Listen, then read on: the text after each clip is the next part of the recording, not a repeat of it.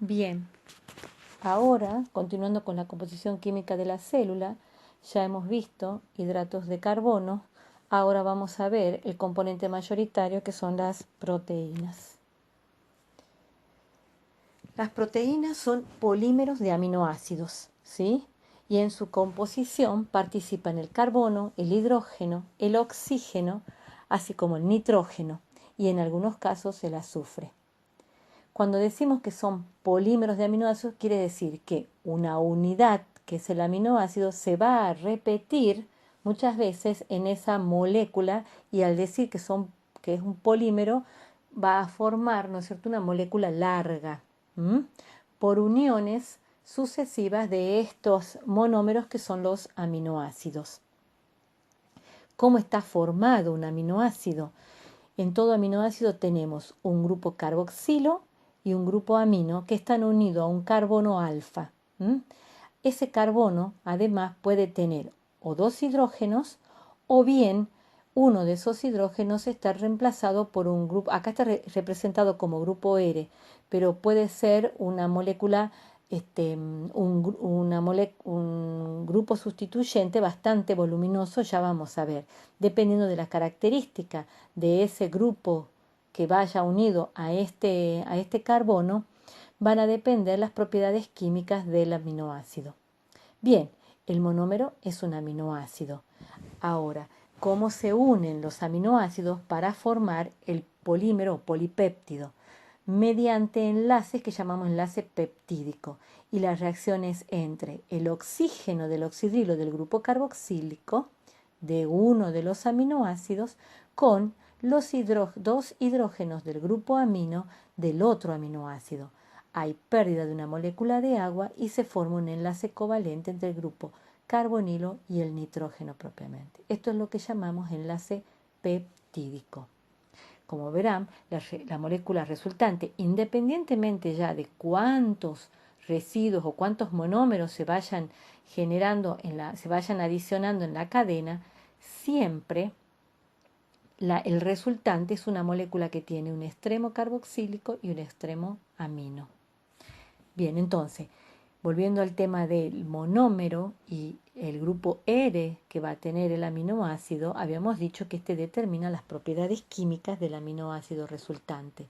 Y es así que dependiendo de cuál es el grupo químico que está ocupando o que está unido al carbono alfa, tendremos aminoácidos no polar, aminoácidos polares y aminoácidos eléctricamente cargados. ¿Qué quiere decir? El polar, fíjense, tenemos grandes grupos carbono-hidrógenos, ¿sí?, ramificados, cadenas ramificadas de carbono o bien aromáticos. En el caso de los aminoácidos polares, ¿sí?, el grupo sustituyente presenta además algún grupo oxidrilo, o amino y carbonilo, y los eléctricamente cargados están los grupos carboxilo, por ejemplo, van a estar disociados en solución o también presentan grupos aminos. Así entonces, dependiendo del grupo R, los aminoácidos pueden ser no polares como por ejemplo valina, polar como por ejemplo serina y un eléctricamente cargado por ejemplo el ácido aspartico.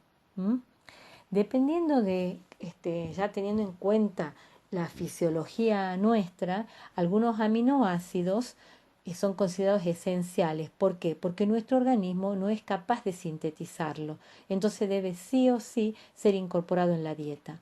En este caso se marcan con una estrella, están marcados con una estrellita roja, por ejemplo, valina, leucina, ¿sí?, metionina, fenilalanina. Otros son considerados semiesenciales, es decir, por ejemplo, la arginina, que es de síntesis hepática, durante la infancia esa síntesis no es suficiente para los requerimientos del organismo, por eso se considera semiesencial. También la histidina es considerado un aminoácido semiesencial. Bien, habiendo ya presentado los monómeros, vamos ahora a los polímeros. que son las proteínas. También los podemos llamar o los podemos encontrar como polipéptidos, ¿sí? Son macromoléculas que presentan una diversidad estructural y vamos a ver que esa diversidad estructural está determinada por la secuencia de aminoácidos, cómo se van organizando en esa larga cadena, ¿sí? Y esa estructura que vaya a tener la proteína y que va a depender de la secuencia de aminoácidos va a determinar su funcionalidad. ¿Mm? Las proteínas en general en la célula tienen diferentes funciones. Pueden representar o formar componentes de la membrana de las células, ¿sí?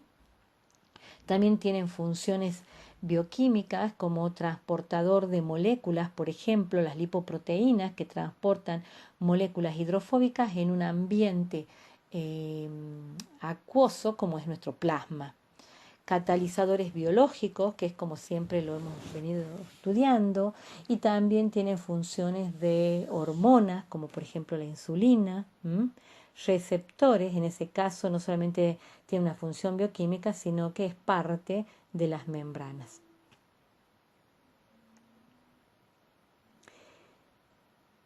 Vamos a ver la estructura de la proteína, porque tenemos distintos niveles, ¿sí?, en la estructura del polipéptido. Una cosa es la secuencia de aminoácidos, como hemos visto al principio, como los monómeros, mediante enlaces peptídicos, se van asociando en una cadena polipeptídica.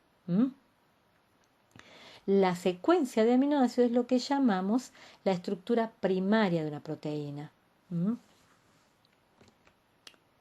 Ahora bien, esa secuencia o esa larga cadena, ¿sí?, puede ir adquiriendo diferentes patrones de plegamientos regulares en el espacio, ¿sí?, y que estos plegamientos se van a estabilizar por puentes hidrógenos entre los aminoácidos, entre los residuos de aminoácidos. Estos arreglos pueden ser alfa hélices, ¿sí? Fíjense, o puede ser, en este caso, bueno, se estabilizan mediante puentes hidrógenos, ¿sí?, con carga parcial positiva, y constituye la unidad estructural básica de algunas proteínas fibrosas. Es característico la propiedad de elasticidad de estas proteínas cuando son muy ricas en alfa hélices. La hoja plegada beta es el otro arreglo, es decir, o es un mismo polipéptido que se pliega, ¿sí?, en forma paralela y se estabiliza también mediante puentes hidrógenos, o a veces estas hojas plegadas también pueden ocurrir entre polipéptidos diferentes. Estos son bastante resistentes, le confiere ciertas propiedades de resistencia a la proteína que tiene abundantes arreglos de este tipo. El ejemplo que les puse aquí es la fibroína de la seda, que al igual que la parte central de muchas proteínas globulares, es rica en este tipo de arreglos de hoja plegada beta. Entonces, cuando hablamos, si nos ponemos a pensar, la estructura secundaria va a depender de la secuencia de aminoácidos, porque este tipo de interacciones es posible si determinados aminoácidos están uno frente del otro. Entonces es posible que la proteína se pliegue, la cadena se pliegue formando una alfa hélice o bien una hoja plegada. Cuando hablamos de estructura secundaria nos referimos a estos arreglos o conformaciones que puede adquirir en el espacio la proteína y que se estabilizan mediante puentes hidrógenos. Ahora bien, la forma global, ¿sí?, la estructura tridimensional que va a adquirir la proteína, toda la cadena polipeptídica, es la estructura, a eso llamamos estructura terciaria. La estructura terciaria entonces hace referencia precisamente a esa conformación tridimensional y esa forma de la proteína que va a adquirir, ¿no es cierto?, en el espacio, va a estar estabilizada por puentes hidrógenos,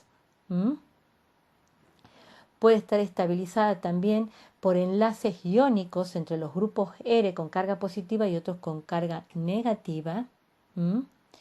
también por interacciones hidrofóbicas, como que los residuos hidrofóbicos están obligados, ¿sí?, a asociarse o a orientarse por la repulsión propia que le confiere, ¿sí?, el agua circundante. Entonces, como que obliga a que los residuos hidrofóbicos sean de alguna manera protegidos o asociados o escondidos, ¿no es cierto?, del agua circundante.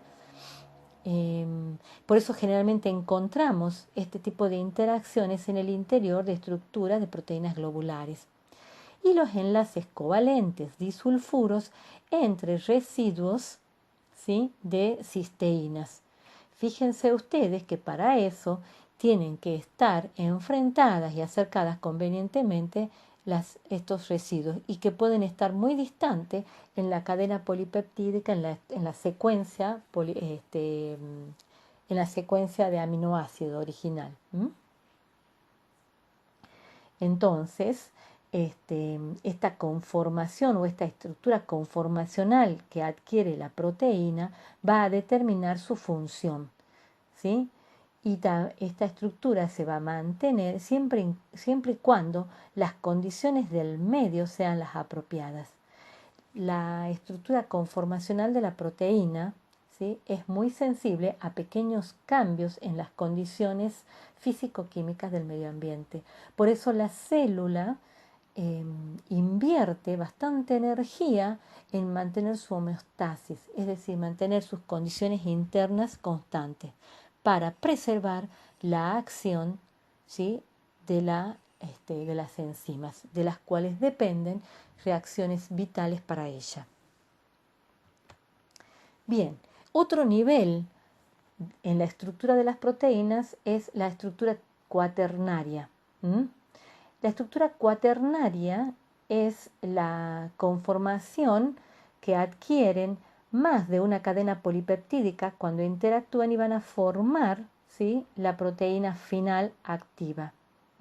Las interacciones que se dan entre las distintas cadenas polipeptídicas, que llamamos subunidades, ¿sí?,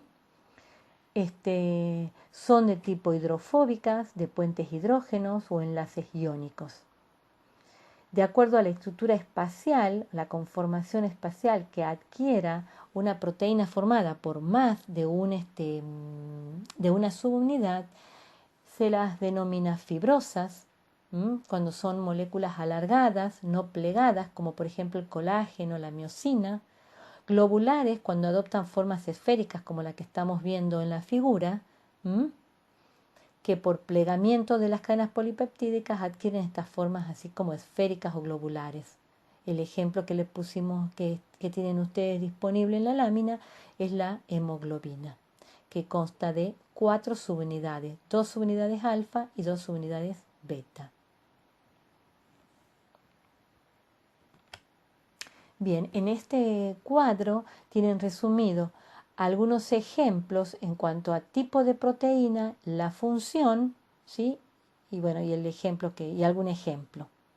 Por ejemplo, enzimáticas, saben que son catalizadores biológicos y tienen las enzimas digestivas, es un ejemplo. Las receptoras son las encargadas de sensar y dar una respuesta celular a un estímulo. Tenemos, por ejemplo, los receptores presentes en las membranas de las neuronas, que van a detectar, ¿no es cierto?, las señales, que son moléculas liberadas por otra neurona. Bueno, ahora vamos a ver, ya hemos visto entonces de las macromoléculas, ya hemos visto las proteínas, hemos visto hidratos de carbono. Ahora vamos a ver los lípidos. Los lípidos son moléculas que todas en general son insolubles en agua y son solubles en solventes orgánicos. ¿Sí? Presentan diferentes funciones dentro de la fisiología de la célula. Pueden ser componentes estructurales de las membranas biológicas, también representan depósitos de reserva de combustibles metabólicos, o sea, una reserva de energía metabólica, y son, como en ese sentido, son más eficientes que los hidratos de carbono. También pueden participar algunos pequeños lípidos como mensajeros químicos, tanto intra o extracelular, incluso algunos son hormonas, como las hormonas esteroideas. También pueden actuar como agentes de protección de las paredes celulares en bacterias y plantas superiores y en células de la piel de algunos vertebrados. La característica común que tienen es que son solubles en solventes orgánicos y son insolubles en agua, pero químicamente son bastante variados y aquí vemos como, por ejemplo, lo que llamamos grasas, ¿sí? Son triacilglicerol, los esteroides, que tienen un anillo más complejo, ¿sí? De 17 carbonos, los carotenoides, por ejemplo, como la vitamina A, los fosfolípidos, que tienen un extremo fosfato hidrofílico y cadenas de ácidos grasos hidrofóbicas, las ceras, que son ácidos grasos que se van a esterificar con alcoholes de largas cadenas también. Vamos a empezar. Las grasas o glicéridos que habíamos dicho son son triglicéridos. ¿Qué significa esto? Que son ésteres del glicerol, que es un polialcohol, es decir, es un alcohol que tiene 3 oxidrilos y cada uno de ellos puede esterificarse con un ácido graso, es decir, un ácido carboxílico con una larga cadena. La esterificación del glicerol forma lo que llamamos triglicéridos, que deben haber escuchado hablar. De esta manera es como se almacenan, ¿sí?, las grasas en los depósitos en tejidos especializados como es el tejido adiposo.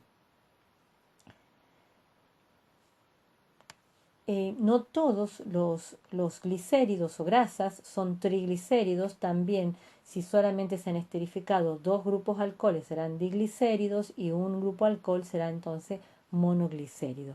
Pero en ese caso, fíjense ustedes, al conservar grupos oxidrilos, el alcohol va a tener un extremo que tiene algunas características polar.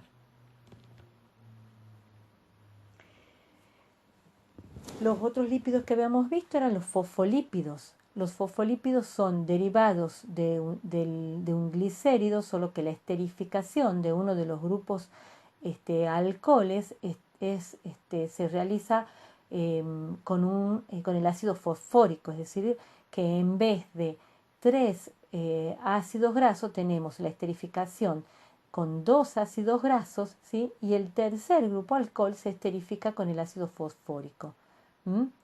Unido al ácido fosfórico, además, puede estar la etanolamina o la serina, por ejemplo.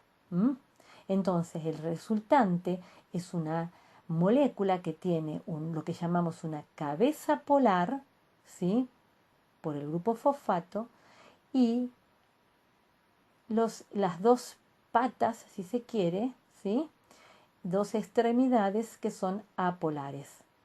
Esta característica de la molécula es la que la hace tan apropiada para formar luego la estructura en las bicapas lipídicas, en las cuales la cabeza polar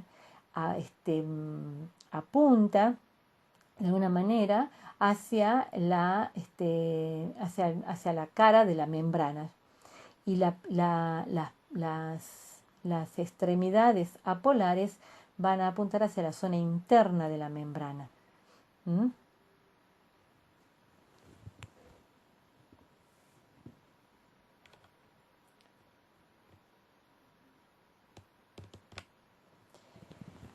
El otro lípido que habíamos visto eran las ceras. Las ceras son ésteres que se forman como resultado, ¿sí?, de la esterificación de un ácido carboxílico de una muy larga cadena, ¿sí? Por ejemplo, este es de un ácido carboxílico con 16 carbonos, y con alcoholes también, porque la esterificación es entre un ácido y un alcohol, con alcohol también de largas cadenas. El resultante, ¿sí?, son estos lípidos que son sólidos, compactos, y son totalmente insolubles al agua. Por eso es que los hace tan apropiado para ser utilizado por algunas células como protección. Los encontramos, por ejemplo, en células del pelo, de la piel, de algunos animales, también en la superficie de algunas hojas y frutos, como cubiertas protectora impermeable. Yo les puse acá en la lámina algunos ejemplos como la cera de abeja, la cera de carnaúba. La de abeja es de origen animal, pero la de carnaúba es de origen vegetal.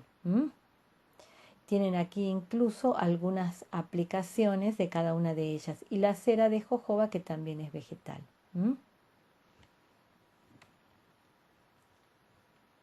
Las ceras las producen las propias células, ¿sí?, que las acumulan en su superficie externa. Y generalmente, bueno, como vemos entonces, son células que están en contacto con el medio ambiente. Los carotenoides participan en la captación de energía lumínica por las plantas, ¿sí? Si bien aquí no hay esterificación, como veíamos recién, entre ácido graso y algún alcohol, ellos están formados principalmente por carbono e hidrógeno y son no polares, los que los permite clasificarlos como lípidos. Por eso es que hablamos de que son lípidos, porque no son, son solubles en solventes orgánicos. El ejemplo que tienen acá es el beta-caroteno, que en humano, a partir del beta-caroteno, se forma la vitamina A. Fíjense ustedes que no es un éster, en ningún lado de la cadena tenemos ésteres como veníamos viendo recién. Luego tenemos los esteroides. Los esteroides son derivados de una molécula bastante compleja, ¿sí? Todos tienen este anillo de estos anillos centrales, esta estructura de anillos centrales de 17 carbonos. Son 4 anillos de 17 carbonos. Esto es lo que se llama núcleo esteroideo y deriva del colesterol. Ejemplo, tenemos la vitamina D, el cortisol, que es una hormona, ¿sí?, secretada por la glándula suprarrenal, la testosterona, que es una hormona también, es una hormona sexual, secretada por las gónadas masculinas, la misma estructura básica, así, de estos 4 anillos del colesterol, pero con sustituyentes diferentes, presentan las hormonas sexuales femeninas, estrógeno y progesterona. Bien, entonces, ahora vamos a ver los ácidos nucleicos.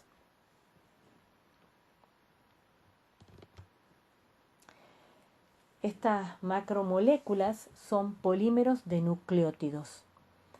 En las células encontramos 2 tipos de polímeros de nucleótidos, el ácido desoxirribonucleico y el ácido ribonucleico.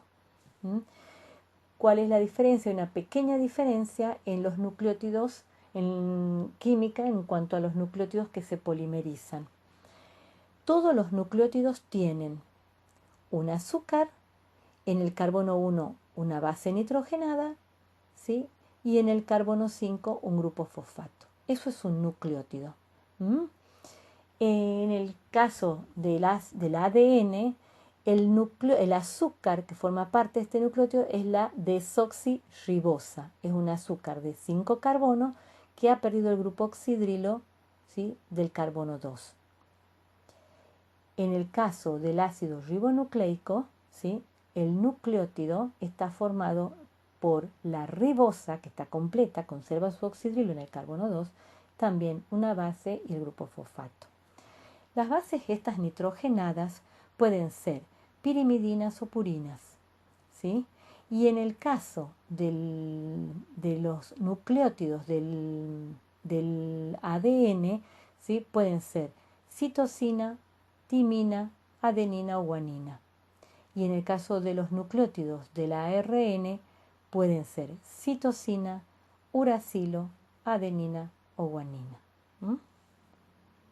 Bien, presentados los monómeros de estos polímeros, ahora vamos a ver cómo es que estos monómeros, porque hemos dicho que un polímero es una larga molécula que se forma por unión, ¿sí?, de monómeros de forma covalente. Vamos a ver estos enlaces covalentes, cómo es que se forman.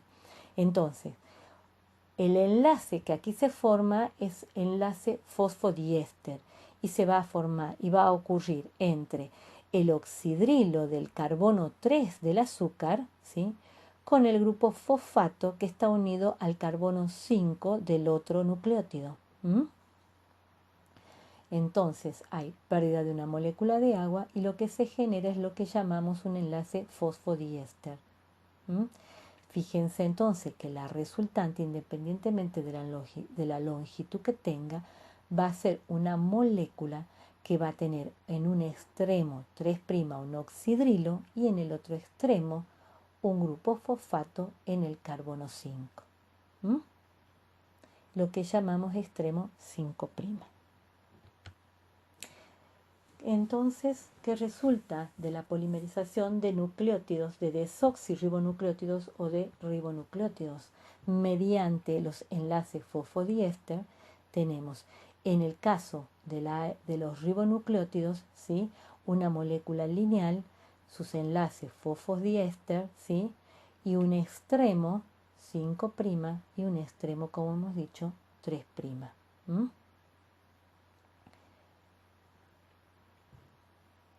En este caso, fíjense, las bases nitrogenadas puede tener uracilo, adenina, citosina o guanina, pero no timina.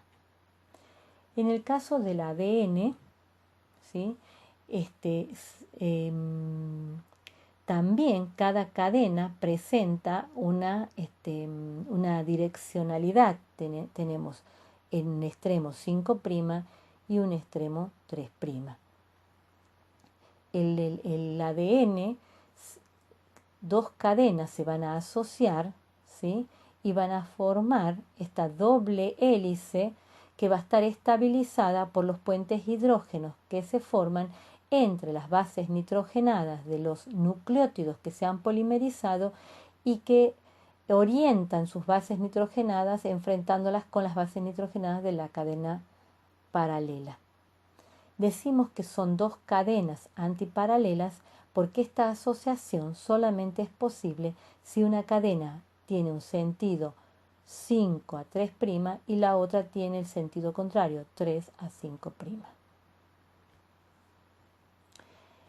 Pero en este caso los polímeros de nucleótidos, ¿sí?, que están unidos por estos enlaces fosfodiéster, tienen una importante función en la célula que en la secuencia de las bases nitrogenadas de los monómeros contiene o radica la información hereditaria que va a determinar luego la estructura, es decir, la secuencia de aminoácidos de las proteínas que se van a producir en la célula. Las células siempre van a tener dos tipos, ADN y ARN. El ADN ya hemos visto es el constituyente de los genes, ¿sí?, es el material hereditario que se transfiere de generación en generación de una célula a la generación siguiente y contiene información para la síntesis de todas las proteínas y todos los ARN que necesita el organismo. Los ARN, además de participar en el proceso de unión de aminoácidos en la cadena polipeptídica, hay otros ARN llamados ribosimas que tienen funciones catalizadoras, funciones enzimáticas. Bien, pero los nucleótidos no solamente tienen la función de polimerizarse y formar estos polímeros que son los ácidos nucleicos, sino además pueden cumplir otras funciones, ¿sí?, en la fisiología celular. Por ejemplo, en el metabolismo celular, en reacciones de fosforilación y desfosforilación, como por ejemplo la adenosintrifosfato, más conocida como el ATP, o en reacciones redox, la nicotinamina adenindinucleótido o NAD, ¿sí?, o transferencias de grupos acetilo, como es la coenzima A. Que esto lo van a estudiar, bueno, todas estas moléculas las van a estudiar mejor, las vamos a ver más en detalle en la clase de fijación, transferencia de energía. También, ¿no es cierto?, estos nucleótidos participan en la transducción de señales. Por ejemplo, el AMP cíclico actúa como un segundo mensajero que asociado a la proteína quinasa A es capaz de activarla.